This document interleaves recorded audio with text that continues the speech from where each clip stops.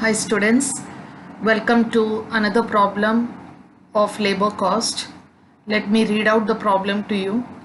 Calculate the earnings of workers A and B under straight piece rate system and under Taylor's differential piece rate system from the following information. Normal rate per hour rupees 1.80, that is 1 rupee 80 paise. Standard time per unit is 20 seconds. Differentials are 80% of piece rate for below standard and 120% of piece rate for at or above standard. A produces 1300 units per day and B produces 1500 units per day.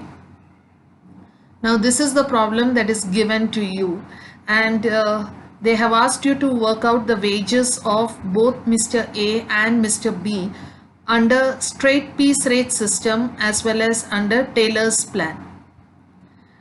Now what is the data that they have given us? They have told us that the hourly rate at which the workers are paid is rupees 1.80. The standard time is also given for us per unit, which is 20 seconds. They have also told us that what the number of units are which are manufactured by A and B. Since they have not given us the number of hours that is worked in a particular day, we will regard it to be as 8 hours. So the normal day consisting of 8 hours in which Mr. A has produced 1300 units and Mr. B has produced 1500 units. Now let's see how to work out this problem. In the solution part, I have mentioned that the standard time is 20 seconds per unit. This is given to us, so I have just mentioned it over there. Now all of us know that to make 1 minute it requires 60 seconds. So they have given the time taken at standard time as 20 seconds. So we are going to convert this into minutes. 60 seconds make 1 minute. Therefore, if a worker is taking 20 seconds to manufacture 1 unit, in 60 seconds, how many units can be manufactured? Why we say 60 seconds? Because 60 seconds is equivalent to 1 minute. So in 20 seconds, if a worker can manufacture 1 unit, which is the standard output required by him within the standard time, within 1 minute, how many units can be manufactured? So doing cross multiplication, we get the answer as 3 units. 3 units can be manufactured within 1 minute. So 20 seconds per 1 unit. So 20 plus 20, 40 seconds, 2 units, and another 20 seconds gives you the third unit. So in 1 minute, the production is 3 units. That being the case, if in 1 minute 3 units can be manufactured, then in 60 minutes is equivalent to 1 hour. So in 60 minutes, how many units can be manufactured? So here again we do a cross multiplication and we get the answer as 180 units in 1 hour. That means 180 units in 60 minutes. Therefore, the standard production is 180 units in 1 hour. Now suppose I already told you in the beginning of the problem that we are assuming that the day contains 8 working hours. So if in 8 hours the worker is supposed to produce, what would be the standard production? So 180 units for 1 hour, then for 8 hours it would be 180 units into 8 hours. In the entire day, a worker is expected to produce 1440 units. So this is how you simplify the problem and understand what is the standard production for 1 hour and what is the standard production for an entire day of 8 hours. Now standard production we got as 180 units for 1 hour, and also the problem is stating that the hourly rate payment is 1 rupee 80 paise. So let's see how to get the piece rate now.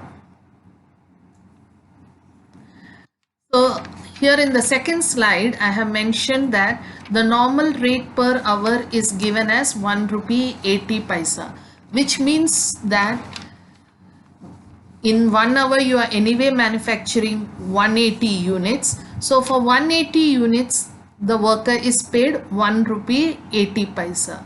If for 180 units the payment is 1 rupee 80 paisa, then what is the payment to be done for one single unit? Using ratio proportion method and cross multiplication, we get the answer as 1 rupee 80 paisa divided by 180, which is 1 paisa. So for one unit the piece rate is 1 paisa.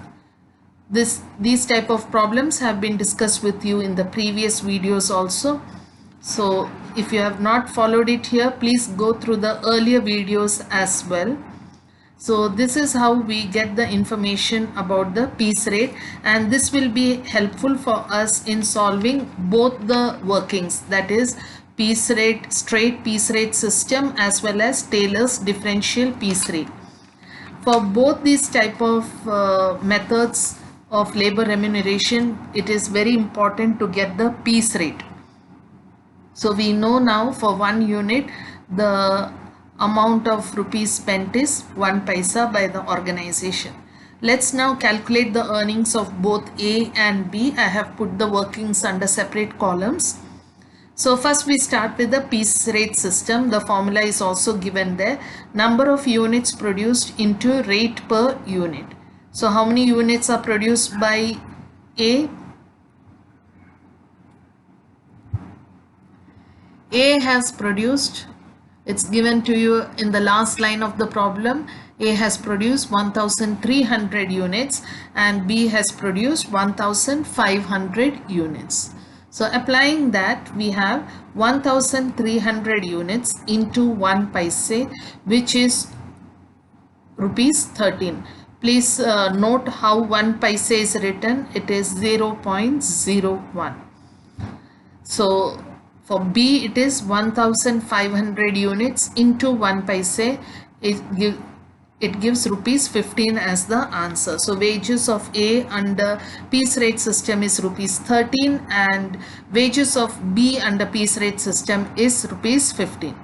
Now let's check out Taylor's differential piece rate. So even without calculating the efficiency, we know whether the worker is working at higher efficiency or lower efficiency. In the previous slide, look at the last lines that is given in the slide. It is we have worked out that in a normal day of 8 hours, which is assumed, the standard production should be 180 units into 8 hours, which is 1440 units. So each worker is expected to have this much of production. But whereas in the last line of the problem, there you find that A has produced only 1300 units, which is below the standard output, which means that A is an inefficient worker. B has produced 1500 units, which is above the standard production. Therefore, we consider him to be a efficient worker. Nevertheless, we still will calculate the efficiency of the workers by using the formula actual production divided by standard production into 100. So in the case of A, actual production is 1300 units divided by standard production, which is 1440 units, multiply the whole by 100 and you get the answer as 90.27%. Since this percentage is below 100%, therefore we regard the worker to be a less efficient worker. And in the problem, they have clearly mentioned that the differentials that we are supposed to apply is 80% of piece rate. Look at the fourth last line. You can find there Differentials are 80% of piece rate for below standard and 120% of piece rate for at or above standard. So we need to apply only what the company is applying and not what Taylor has told us to do. Taylor has mentioned 83% for low efficient workers and 175% for highly efficient workers. So we'll apply that only when there is no information given to us in the problem. Here, because the company is following these rules, we'll do accordingly. So let's apply 80% for less efficient workers in the case of A. So for A is entitled to 80% of piece rate, which means it is 0.08. If you do 80% of 1 paisa is 0.01. So 80% of 0.01 is 0.008. Now whatever is the 80% of piece rate answer that we have got, that we have to multiply by the actual number of units that A has manufactured. So 0.008 into 1300 units will fetch us the wages for Mr. A. That gives us the answer as 10 rupee 40 paisa. Therefore, wages of Mr. A under Taylor's differential piece rate system is rupees 10.40 paisa. Now let's understand the Taylor's differential piece rate for Mr. B, and we calculate first the efficiency, which is actual production divided by standard production into 100. So B has produced in a day 1500 units. So 1500 units divided by standard production, which we derived as 1440 units, multiplied by 100. Now this working will give us an efficiency of 104.166%. Now this efficiency is higher than 100%. Therefore we regard the worker as highly efficient. Highly efficient workers should be paid the differential of 120% of piece rate as given to us in the problem. So 120% of piece rate is calculated previously by us as 1 paisa. So 120% of 1 paisa, which is 0.01. 120% of 0.01 is 0.012. Now with this answer of 0.012, we should multiply it with the number of units that this worker has actually manufactured. He has manufactured 1500 units. So 0.012 into 1500 gets us the answer as rupees 18. Therefore, this is the wages of Mr. B under Taylor's differential piece rate system. So as I have told you previously also, two things to be remembered whenever you are asked to solve a problem under piece rate as well as under Taylor's piece rate system. You should find out what is the per unit cost of manufacture or the piece rate. So in straight piece rate system, just that per unit cost is enough to work out the formula.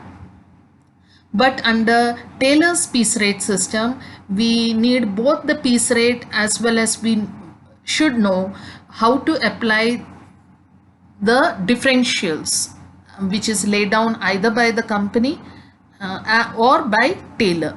And after you apply the differentials, whatever answer you get, that should be multiplied with the number of units that the worker has actually manufactured, and all this put together gets you the wages. So this is the working for Taylor's differential piece rate system and the working for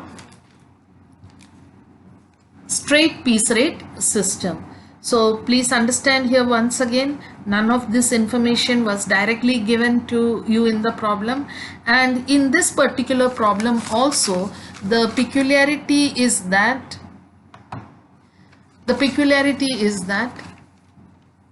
this is quite different from the previous ones we have done. Here they have given the normal or the standard time to be 20 seconds. That is, they have given it in the form of seconds, and seconds we had to multiply, we had to convert it into minutes, and minutes we had to convert into hours, because the payment is done in hour. So therefore, and the total working day we have assumed to be 8 hours. So for that we converted seconds into minutes and minutes into hours, and thereafter we got what is the standard production in an hour. They had only given us the standard production is in seconds. We converted and brought it into hours, and thereafter we understood that if hourly production if hourly payment is 1 rupee 80 paisa, then how much would be the I'm sorry, if hourly payment is rupees 1.80, and for 180 units, if 1.80 is paid, if for 180 units 1.80 is paid, then how much should be paid for 1 unit? So these are the tricky areas in this problem. I hope all of you have understood it and will be working out it again and again. Similar problems have been discussed in the previous video. So with this, I think I have covered all the different systems of labor remuneration, the different methods of labor remuneration, and I have tried to cover different varieties of problem. But still, if I find something new from some other books, I will definitely pass it on to you, and we can have some test and revision based on such problems as well.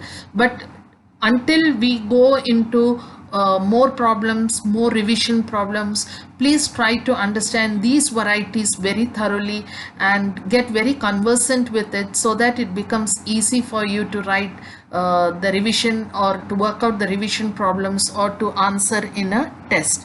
So see you soon with many more problems. Thank you for your patient listening.